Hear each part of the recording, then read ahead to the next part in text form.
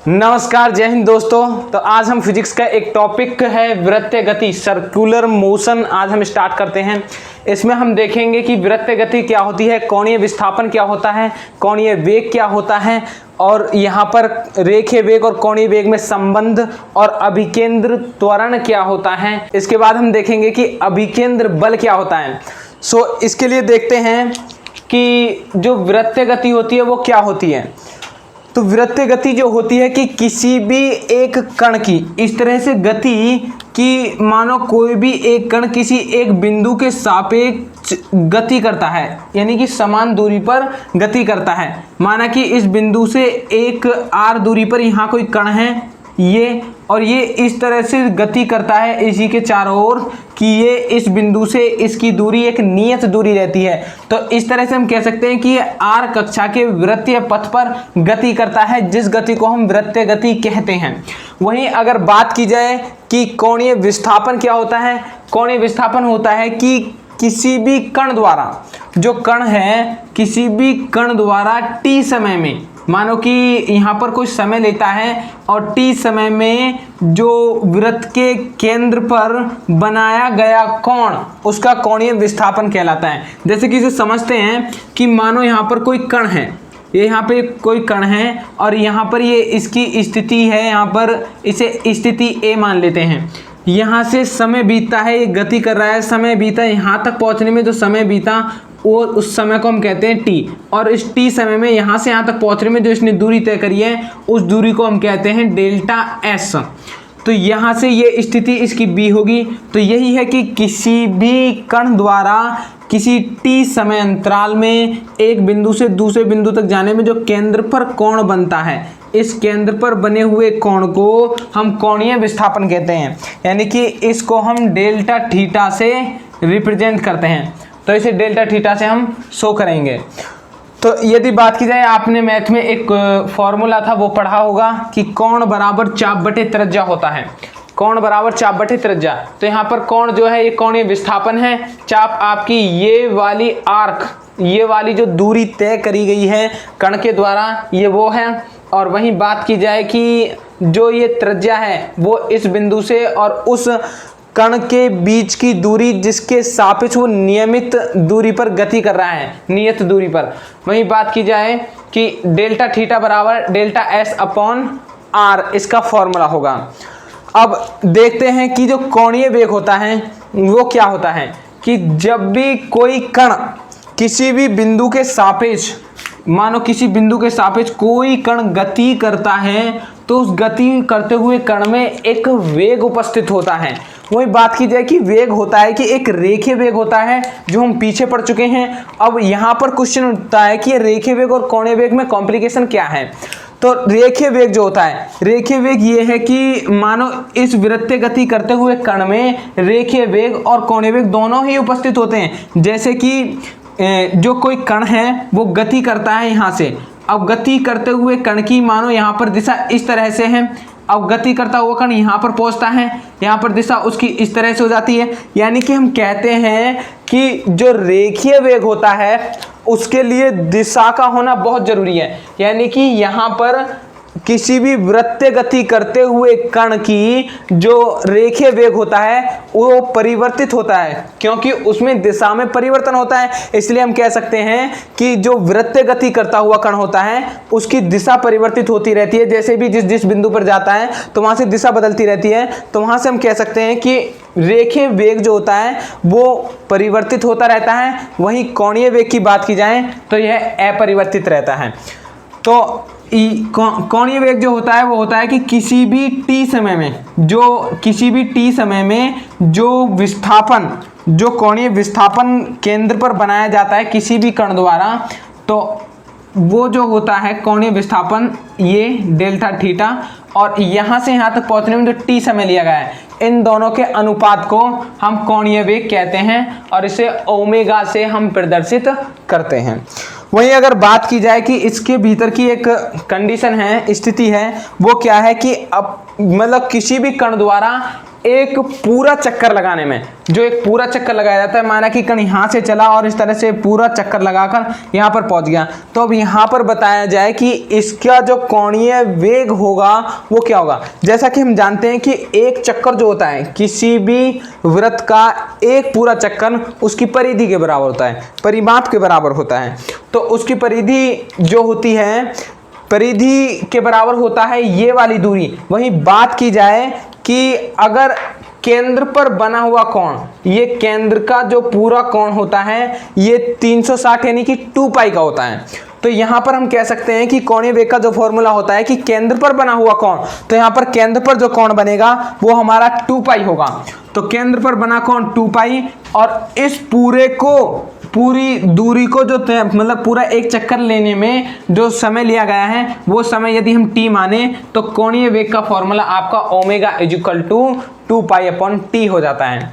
वहीं यदि हम देखें कि रेखीय वेग और कोणीय वेग में क्या संबंध होता है, जैसा कि मैंने अभी बताया है कि रेखीय वेग जो होता है, रेखीय वेग दिशा पर निर्भर करता है। माना कि यहाँ पर कोई कण है और इस कण की दिशा परिवर्तित हो रही है, इस कण की दिशा यहाँ पर ये है, यहाँ पहुँचने पर ये दिशा हो जाती है, यहाँ पहुँचने पर ये दिशा, यानी कि जब भी कोई कण एक समान गति से वृत्तीय गति करता है तो उसका जो वेग है, रेखीय वेग परिवर्तित होता है, जबकि कोणीय वेग नियत रहता है।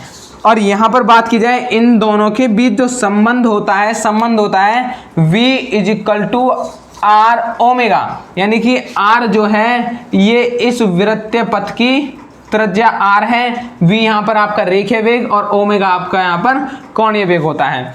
अब यहाँ पर जो सिचुएशन है वो ये बताती है कि मानो जैसा कि कोणीय वेग का मान जो होता है वो नियत होता है, यदि हम बात करें कि रेखीय वेग के मान में जो वृद्धि होगी वो होगी इस r की बदौलत। यानी कि यदि हम किसी भी कण का, यानी कि वृत्तीय कक्षा बड़ी करते हैं, हम किसी भी कण की वृत्तीय कक्षा यदि बड़ी कर देते हैं तो उसका रेखीय वेग भी बड़ा हो जाता है। क्यों? क्योंकि उसकी त्रिज्या बड़ी हो जाती है। तो यानी कि हम कह सकते हैं कि रेखीय वेग का, वृत्तीय गति करते हुए किसी कण में रेखीय वेग का मान जो होता है वो उसके वृत्ताकार पथ की त्रिज्या पर निर्भर करता है।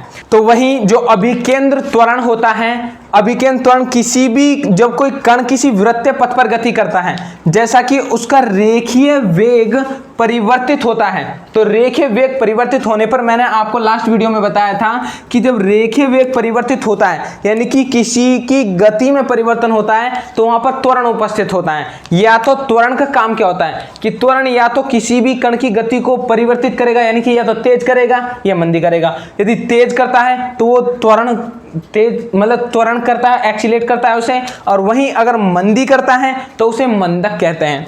तो यहाँ पर जो अभिकेंद्र त्वरण है कि यहाँ पर एक त्वरण कार्य करता है, जैसा कि रेखीय वेग परिवर्तित होता है, तो यानी कि वेग परिवर्तन से हमें पता चलता है कि यहाँ पर त्वरण तो है और उस त्वरण को हम नाम देते हैं अभिकेंद्र त्वरण, और इसका फॉर्मूला होता है A equal to V square upon R, और इसका मात्रक होता है मीटर प्रति सेकंड स्क्वायर। इसके आगे देखते हैं दोस्तों, जो अभिकेंद्र बल होता है, ये सेंटीपेटल फोर्स जो होता है वो क्या होता है कि अभिकेंद्र बल होता है कि जब कोई कण किसी वृत्तीय पथ पर गति करता है तो उस पर एक बल कार्य करता है जो उस कण को उस पथ के, यानी कि वृत्तीय पथ के केंद्र की ओर बांध कर रखता है, खींच कर रखता है, तो उस बल को हम अभिकेंद्र बल कहते हैं।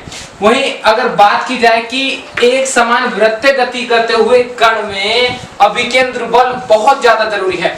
यदि किसी भी कण को एक समान वृत्तीय गति करानी है तो वहां पर बिना अभिकेंद्र बल के बात नहीं बनेगी। वहीं अगर बात की जाए कि अभिकेंद्र बल का फॉर्मूला क्या होता है, F बराबर mv स्क्वायर अपॉन आर।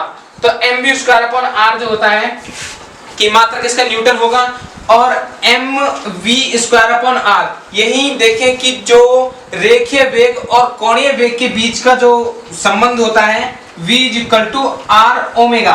तो यदि v की जगह हम यहाँ पर r रख दें तो हमारा जो संबंध निकल के आता है दूसरे पदों में F बराबर m r square omega square upon r, यानी कि हमारा संबंध जो निकल के आता है m r ओमेगा स्क्वायर, यानी कि यदि हम कोणीय वेग के पदों में बात करें तो m r ओमेगा स्क्वायर अभिकेंद्र बल का मान हो जाएगा, और वहीं यदि हम रेखीय वेग के पदों में बात करें तो F बराबर mv स्क्वायर अपॉन r, मात्रक इसका न्यूटन होगा। वहीं अगर बात की जाए कि एक समान वृत्तीय गति करते हुए कण में जो उसकी चाल होती है वो नियत होती है। वही बात की जाए गतिज ऊर्जा, यानी कि गति ऊर्जा होती है गति के कारण उत्पन्न होने वाली ऊर्जा। जब किसी कण की गति नियत होती है तो उसकी गतिज ऊर्जा भी नियत होगी। वही बात की जाए कोणीय वेग की, कोणीय वेग जो होता है, जैसे कि कोई कण किसी वृत्तीय पथ पर इस तरह से गति कर रहा है तो कोणीय वेग उसका नियत होगा। क्योंकि अगर बात की जाए रेखीय वेग की तो वह दिशा के साथ परिवर्तित हो जाता है, लेकिन कोणीय वेग, जो कोणीय वेग होता है वो दिशा के साथ परिवर्तित नहीं होता है। वहीं अगर बात की जाए कोणीय त्वरण की, जब कोणीय वेग नियत होता है तो कोणीय त्वरण भी इसका नियत होगा, जो कोणीय त्वरण भी इसका नियत होगा और कोणीय संवेग भी इसका नियत होता है। अब इसके कुछ एग्जाम्पल होते हैं कि जो अभिकेंद्र बल होता है उसके क्या एग्जाम्पल होंगे कि जब कोई कार जब मुड़ती है, आपने देखा होगा कि जब कोई मोड़ आता है तो वहां पर जब कार मुड़ती है तो वहां पर अभिकेंद्र बल की जरूरत होती है। अगर अभिकेंद्र बल नहीं होगा तो जब कार मुड़ती है तो वो अच्छे एलिमिनेशन के साथ नहीं मुड़ पाएगी, वो सीधी चली जाएगी, तो वहां पर अभिकेंद्र बल की आवश्यकता होती है। वहीं आपने देखा होगा कि बचपन में, या आपने देखा होगा कि छोटे बच्चे गांव में खेल खेलते हैं कि एक गेंद को रस्सी से बांधकर वो इस तरह से घुमाते हैं, उसे इस तरह से घुमाकर फिर फेंकते हैं इस तरह से कि किसके दूर जाती है। तो यहाँ पर जब हम इसे बांध के इस तरह से घुमाते हैं, यानी कि रस्सी पर एक बल कार्य करता है, यानी कि रस्सी जो टाइट होती है वहां पर एक बल कार्य करता है जो उस गेंद को उस हाथ से यानी केंद्र से बांधे रखता है, जो उसे दूर नहीं जाने देता। तो उस बल को हम अभिकेंद्र बल कहते हैं, वह इसी का एक उदाहरण है। वहीं देखा होगा कि जो पृथ्वी होती है, पृथ्वी सूर्य के चारों ओर चक्कर लगाती है, तो पृथ्वी जो है बंधी हुई है अभिकेंद्र बल के साथ, सूर्य के साथ जो बंधी हुई है अभिकेंद्र बल से, कि यदि मानो कि सूर्य से अभिकेंद्र बल नहीं है पृथ्वी के पास, तो पृथ्वी जिस कक्षा में गति कर रही है यदि अभिकेंद्र बल ना हो तो वह मुक्त हो जाएगी, यानी कि वो उस कक्षा में गति नहीं करेगी, फिर उसकी कक्षा बिगड़ जाएगी। समझ लो ना। तो ये होता है कि पृथ्वी के जो सूर्य के चारों ओर जो गति होती है वह अभिकेंद्र बल के कारण एक समान वृत्तीय गति होती है। वहीं आपने देखा होगा कि मोड़ पर जब कोई साइकिल चलाता है तो मोड़ पर जब हम साइकिल को मोड़ते हैं तो वहां पर झुकाव आता है, तो वो झुकाव जो आता है वो आता है कि अभिकेंद्र बल के कारण। अब आपने देखा होगा कि गांव की ले लो आप, जो गांव में छोटे छोटे बच्चे होते हैं तो वो ताल में बैठ जाते हैं कि कब पापा घर से बाहर निकले और कब हम साइकिल लें।